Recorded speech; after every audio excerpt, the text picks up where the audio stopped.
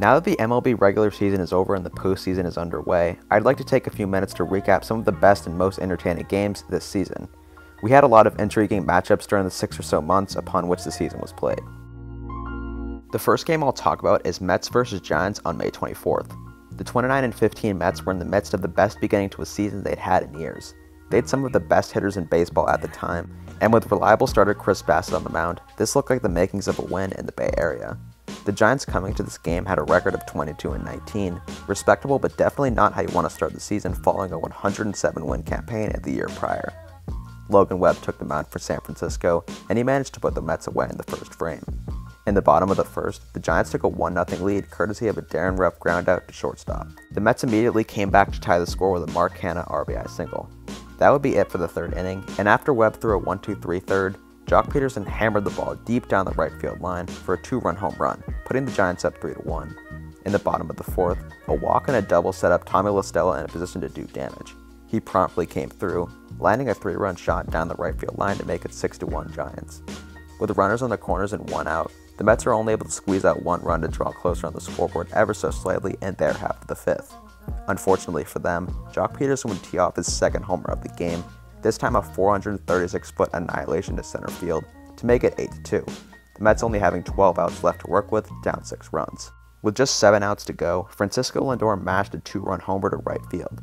A quiet 7th inning for the Giants led to a 7-run explosion by the Mets in their half of the 8th. It started with 4 straight singles, and the first big blow was a 3-run triple by Lindor, which gave the Mets the lead. After a Pete Alonso sac fly, the Mets had taken an 11-8 lead. As you might have guessed, this did not hold.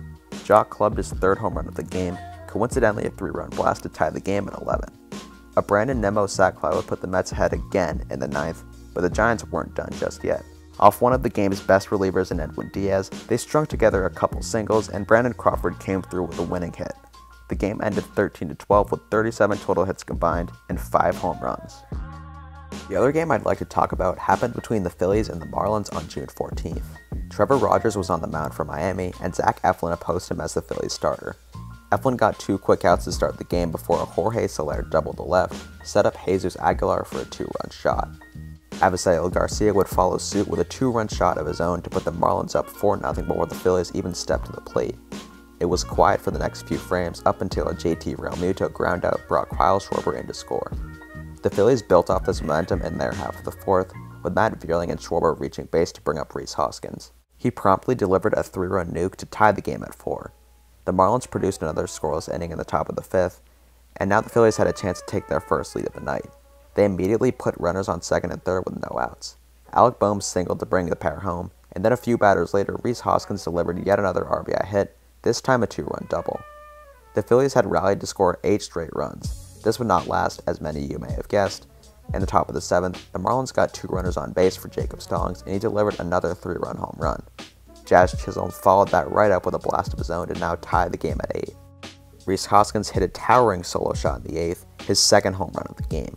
But these are just the regular season Philadelphia Phillies, and they are not known for having a sound bullpen. Up 9-8, needing just 3 outs, they called on Corey Knebel to get them those outs.